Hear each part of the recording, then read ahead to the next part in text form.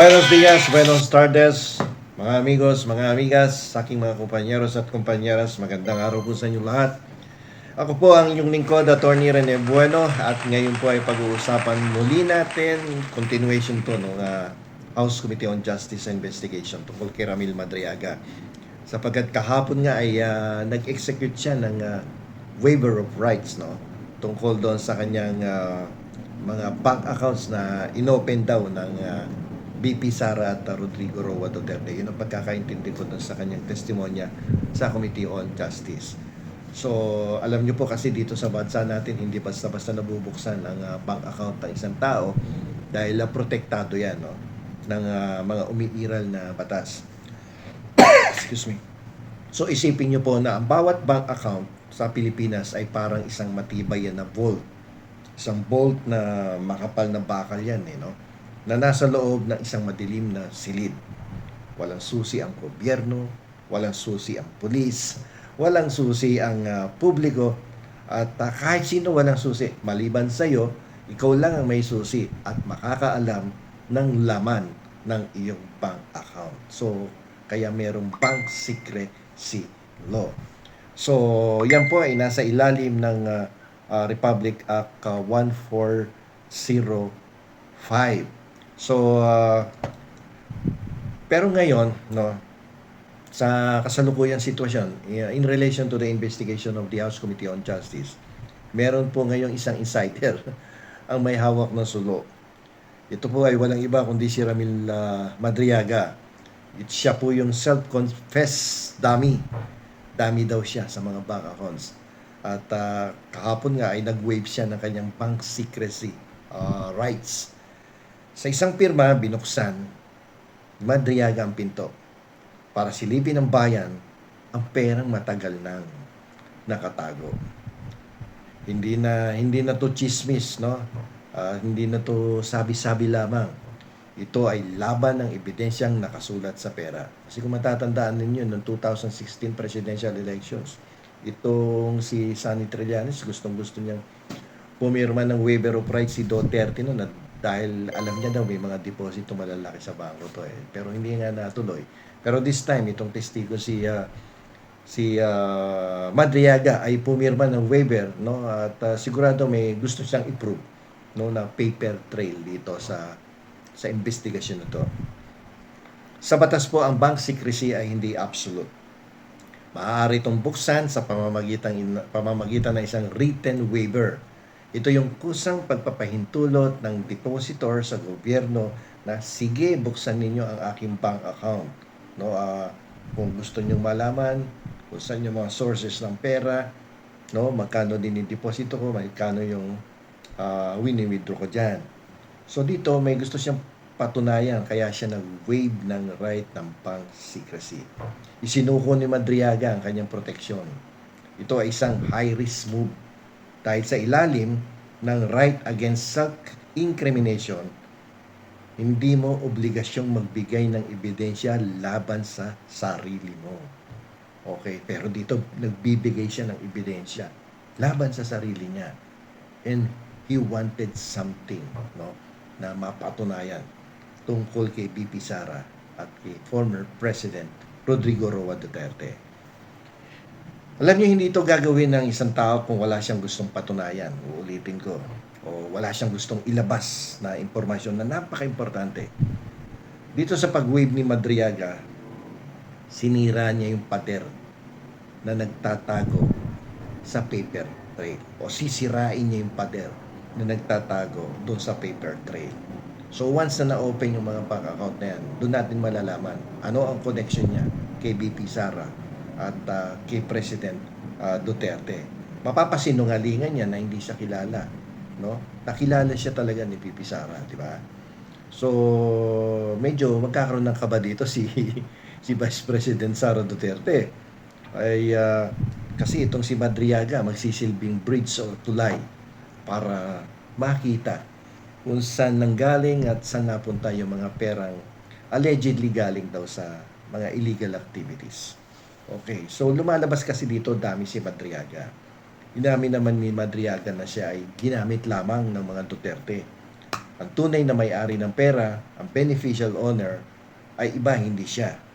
So, sa batas, kapag ang pera ay dumaan sa account ng isang dami, in this case, si Madriaga, para itago ang pinagmulan nito, ito ay pasok sa Money Laundering Law, Republic Act 9160. So, dito, pag nakita nga natin may 100 million, may 500 million, may billion-billion na dinideposito at inilalabas, lalabas dito nagkaroon ng layering scheme. Kung ang bank records ay magpapakita ng pagpasok ng pondo mula sa mga contractors ng OBP o kaya mga campaign donors o kaya mga gambling lords, no, o kaya drug lords, no, patungo sa account ni Madriaga, guguho ang depensa na walang kinalaman ng Vice Presidente sa mga transaksyong ito. Ano to? Ehemplo lang to at mga opinion lang natin na legal, no? Hindi natin sinasabing may nagdeposito ng mga gambling lords o drug lords to sa account niya. So, ito'y magsisilbing smoking gun, no? Kapag sinimulan na ang pag-audit sa accounts ni Madriaga, meron ditong 4 na critical na revelasyon na pwede nating asahan na madidiscover dito. Unang-una, yung source of funds. Saan galing ang bilyong-bilyong piso? Kung meron niyang depositong bilyong-bilyong piso, kasi yun ang binibintang, di ba? O daang-daang milyong piso. Kung ito ay galing sa kumpanyang nanalo sa bidding sa Office of the Vice President kay Sara Duterte, ito ay malinaw na ebidensya ng kickbacks. Kung ito ay galing naman, kunwari, sa mga Chinese businessmen na identified as mga drug lords, lalong mas mahirap o kaya gambling lords. Lalong lalala ang problema ni Vice. Kung ito naman ay walang laman, kahiyaan to. Mapapahiya si Madriaga dito at mapuweltahan siya dito ni Vice President Sara Duterte. Kung nabuksan yung account, tapos ang laman lang pala nito 10,000, 20,000. Anong gusto mong patunayan kung gano'ng kaliit ang pera ng bank account mo? Dapat talagang bulto-bultong pera ang lumabas dyan.